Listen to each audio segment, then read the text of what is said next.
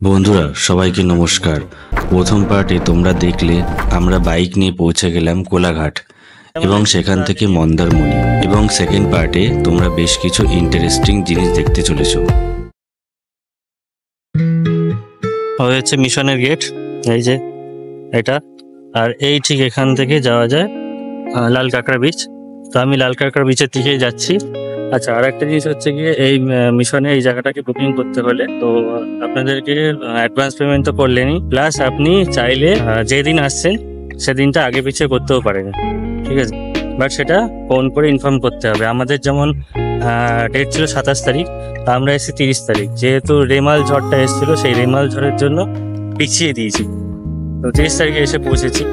আরও একটা ব্যালেন্স হচ্ছে, এখানে হচ্ছে গিয়ে আপনাদের যে রুমটা দেবে সেটা মোটামুটি ভালো জায়গাতেই যাবেন। যদি আপনি কাপেল হন বা স্বামী স্ত্রী হয়, তাহলে রুমগুলো উপরের দিকেই দেয়, যাতে এখান থেকে পুরো ভিউটা পাওয়া যায়। আর একটা ব্যাপার হচ্ছে গিয়ে, আমাদের পার হেড নিয়েছে 600 টাকা করে, মানে আমাদের দুজনে পড়েছে 1200 টাকা, ঠিক আছে। তো আপনি যতদিন থাকবেন 600 টাকা করে পড়বে, 600 রুপিস এক এক দিনে, থাকা খাওয়া ফুডিং লজিং মিলিয়ে বলছি। এর থেকে সস্তায় আমি মনে করি না যে এরকম জায়গায় ভালো স্পটে, মানে এখান থেকে মাত্র 3 মিনিট দূরত্ব বিচে যাচ্ছি আমরা। যাই হোক, লাল কাঁকড়া বিচে যাওয়া যাক।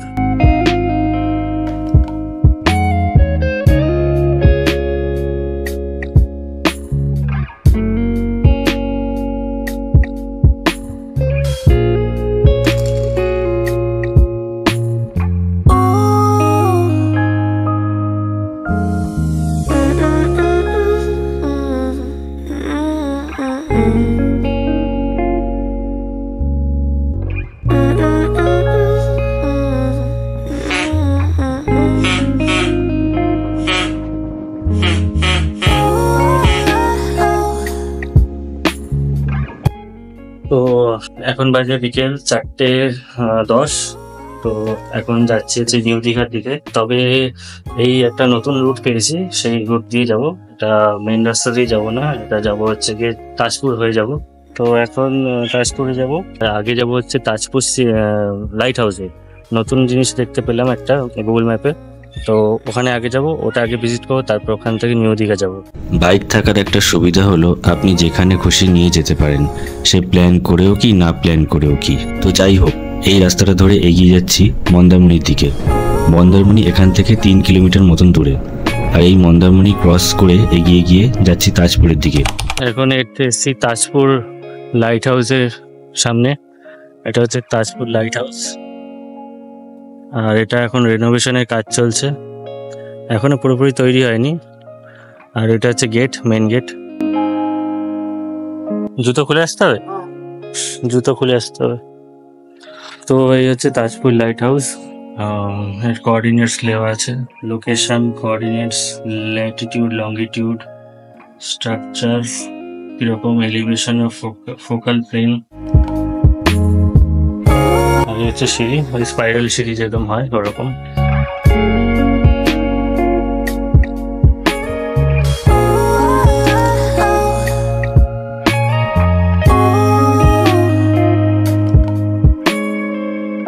আমাদের দুজনেরই হাফি হাতে অবস্থায় খারাপ হয়ে যায়। 50 সিঁড়ি উঠেছি, আরো 50 সিঁড়ি বাকি আছে। অবশেষে উঠে আসলাম এই স্পাইরাল সিট ছেড়ে। আর এই হচ্ছে অসাধারণ ভিউ।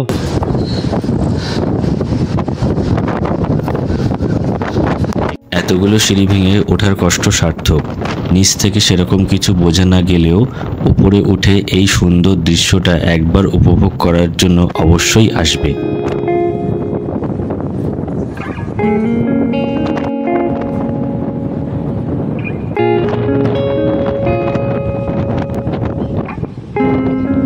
তো এই তাজপুর লাইট হাউস আমাদের ঘোরা হয়ে গেল। আর এই যে টিকিট আমাদের 10 টাকা করে। এখানে একটা কম্পারিজন আছে যে ফলস পয়েন্ট লাইট হাউস আর হচ্ছে পুরী লাইট হাউস। পুরীতে লাইট হাউস, এটা ফলস পয়েন্ট। 10 টাকা করে টিকিট, আর স্টিল ক্যামেরার জন্য 20 টাকা করে। উপরে মোটামুটি উঠতে 100 সিঁড়ি ভাঙতে হয়েছে। আর প্রচণ্ড হাওয়া। এইটা যদি আপনারা গরমকালে এই সময়টা আসেন তাহলে ভালো করে উপভোগ করতে পারবেন। তবে হ্যাঁ, বিকেলবেলার দিকে আসবেন, এই সময়টা রোদ্দুরও থাকে না আর হাওয়াটা ভালো মতন উপভোগ করতে পারবেন। আর হ্যাঁ, এখানে জুতো খুলে উপরে উঠতে হবে।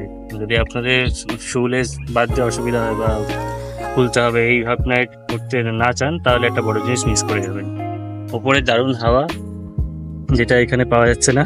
উপরে প্রচণ্ড হাওয়া, সমুদ্রে আর পুরো 360 ভিউ আপনি পাবেন। যাই হোক, অবশ্যই একবার ট্রাই করবেন, এই জায়গাটা নতুন তৈরি হচ্ছে।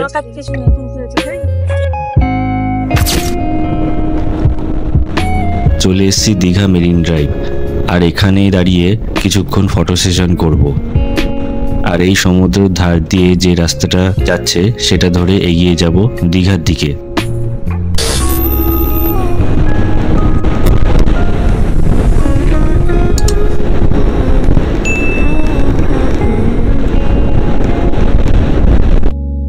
এই যে দীঘার যে গেটটা এটা, আর এখান থেকে দীঘার চলে যাচ্ছে, আমরা যাচ্ছি এদিক দিয়ে। তোমরা যখন দীঘার গেটটা ছাড়িয়ে একটু ঢুকবে, দেখবে বাঁদিকে এই রাস্তাটা উঠে গেছে। আর হ্যাঁ, এই রাস্তাটা একটু উঁচু। একটু এগিয়ে ডান দিক ঘুরে দীঘা বাইপাস নিলাম। পৌঁছে গেছি দীঘা। চেনা জানা রাস্তাঘাট দেখে বুঝতেই পারছেন। আর এই রাস্তাটা হলো জাহাজ বাড়ির পাশ দিয়ে যে রাস্তাটা ঢুকছে সেই রাস্তাটা।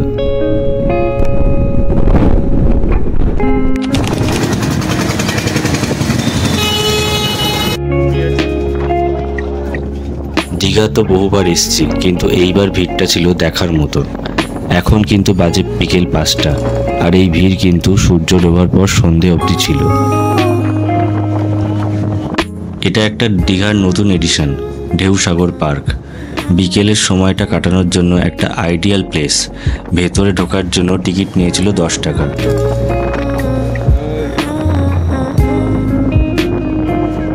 আর এরকম ঢালু রাস্তা দিয়ে উপরে উঠে যেতে হবে আমাদের।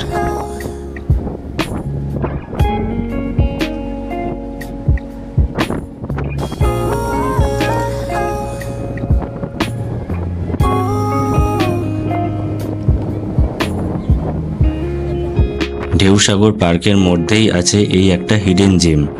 আসলে এটা হলো একটা নেচার ট্রেল। এই বোর্ডে টাইম দেওয়া আছে, তবে আমরা টাইমের পরেই এসছি বলে বন্ধ হয়ে গেছিল।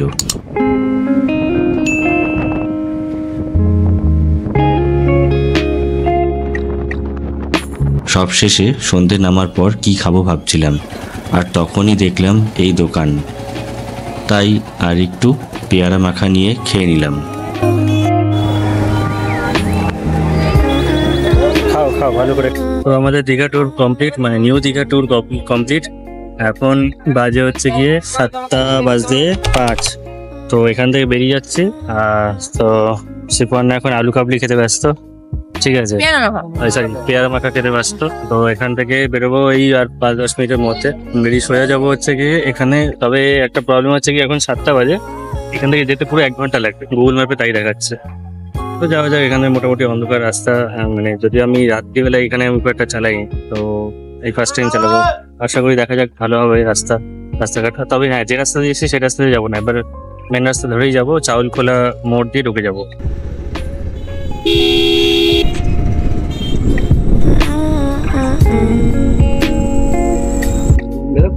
ব্যারাকপুর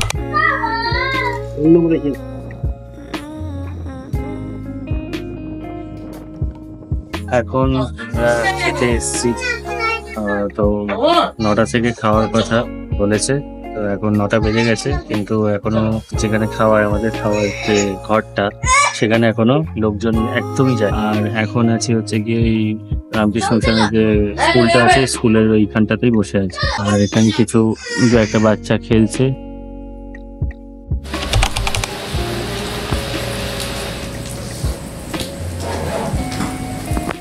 গুড মর্নিং, আজকে সেকেন্ড ডে মন্দারমণিতে।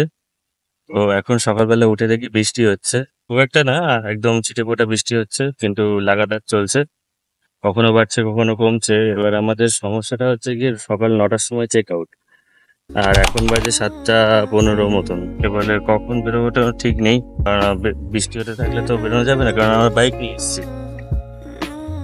তো সকালে খাওয়ার কখন? সকালবেলা খাওয়ার কখন দেবে?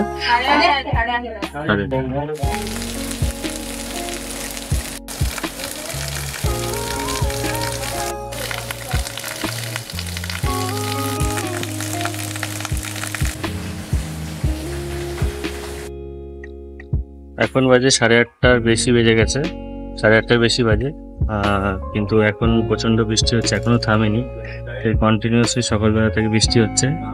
আর এখন আমরা যাচ্ছি ব্রেকফাস্ট করতে, তো সেখানে গিয়ে আমি দেখাচ্ছি। কি আমরা ইউটিউবে ভিডিও দেখেছিলাম লুচি দিচ্ছে, সেই জন্য আমি ওকে বলছিলাম লুচি দেবে, তাও ওখানে আমাকে খিল্লি করছে যে লুচি দিয়েছে। একটু কমেছে, তো আমরা এখন বেরোনোর জন্য রেডি হয়ে গেছি। তো এখন প্যাকিং চলছে, লাগেজ প্যাক করছি।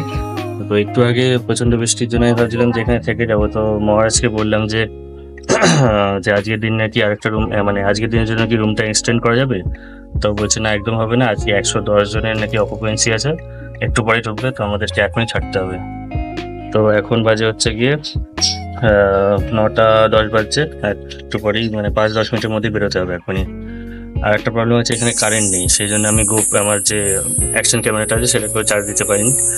তো ওই যাই হোক, মানে যাওয়ার ভিডিওটা হয়তো করতে পারবো না, খাপছাড়া হয়তো ফোন দিয়ে শ্যুট করতে হবে। এইসব বলেই সময় নষ্ট। আচ্ছা আচ্ছা, তো এমনি ওদের হেলমেট আছে তো? হ্যাঁ, হেলমেট আছে। তাহলে তো ধরার কথা না, ওই যে হ্যারাসমেন্ট করছে আর কিছু। দেখা যায় বৃষ্টি আবার চলে আসছে। হ্যাঁ, বৃষ্টি এলে আবার চলে আমরা একসাথেই যাচ্ছি। হ্যাঁ, তো আমার বেরোনোর জন্য রেডি হয়ে গেছি। বাড়ি হচ্ছে বৈদ্যবাটি, তো উনিও আমাদের সাথে যাবে কিছুটা রাস্তা। তো চলো রাস্তায় যাওয়া যাক।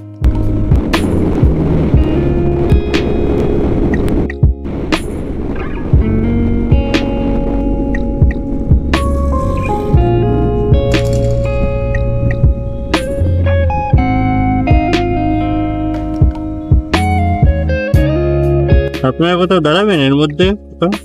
দাঁড়াবো বলতে চা পা খেতে হবে তো। ওটাই বললাম, চা খেতে হবে। এখানে তো মনে হয় সেরকম কিছু নেই, যাই আবার এরপরে কি আসছে বড় না চিন্তা বোধ হয়। করুন, যেতে যদি রাস্তায় চায়ের দোকান পাই দাঁড়িয়ে যাবো, কি আছে। আপনি এগোবেন, আমি আপনাকে ফলো করছি। হ্যাঁ, আপনি এগোন, আপনাকেই ফলো করছি। আচ্ছা।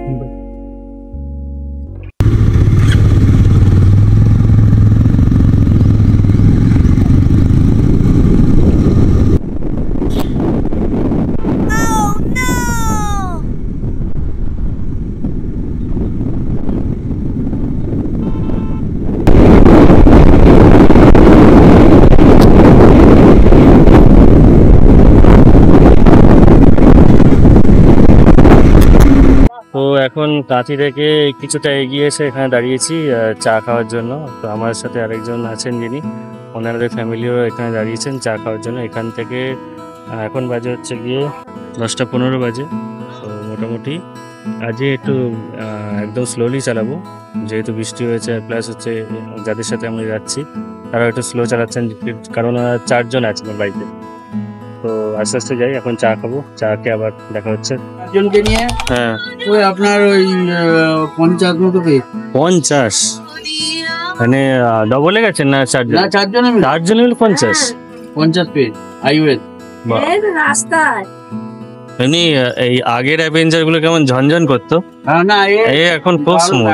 দারুণ করে। হ্যাঁ, আগের অ্যাভেঞ্জারের মানে আমি আগেতে করিনি, তবে আগে যারা অ্যাভেঞ্জার চালিয়েছে মোটামুটি বলছে, তারা নিজেরাই বলছে যে হ্যান্ডেলটা তো একটু অনেকটা ছোট, স্মুথটা হ্যাঁ, এখন অনেকটা বড় করেছে, তো বেশ ভালো করেছে। আর বসার স্পেস আর লম্বা লেন্সটা আগের গাড়িটা অনেকটা ছিল, আচ্ছা, এটা একটু ছোট করে। তা আপনি রাজগীর ছাড়া কোথায় কোথায় গেছেন? মানে আমি রাজগীর গেছি, রাঁচি গেছি। রাঁচি? পাহাড়ে।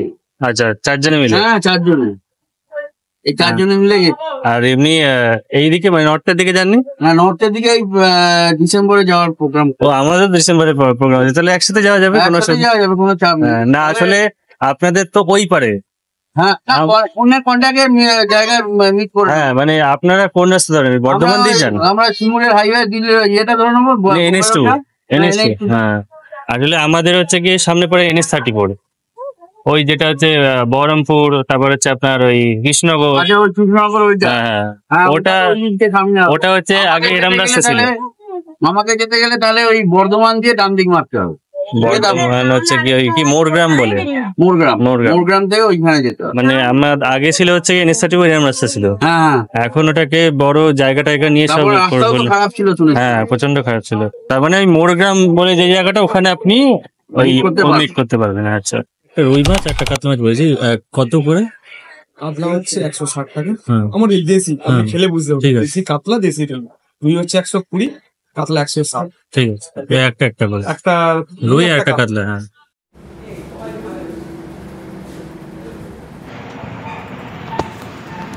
তো আমরা এই সবেমাত্র ঢুকলাম, তো মাঝখানে আর কোনো ভিডিও করতে পারিনি, প্রচন্ড এক্সস্টেড ছিলাম।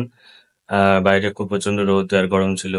আর যেহেতু আমাদের আসতে প্রচুর বেশি সময় লেগেছে, বুঝতেই পারছেন, আমাদের সাথে আরো একজন ছিল, তারা 4 জনে যাচ্ছিল, সেই জন্য ধীরে ধীরে যাচ্ছিল, সেই জন্য আমাদের অনেকটা সময় লেগেছে, সেই আর ভালো লাগছিল না, সেই জন্য ভিডিও করতে পারিনি। তো এখন এই সবে ঢুকলাম, রেডি হলাম, ফ্রেশ হলাম, নেক্সট আবার দেখা হবে নেক্সট কোনো ট্যুরে। তো ভালো লাগলে অবশ্যই লাইক সাবস্ক্রাইব অবশ্যই করবেন। Thank you.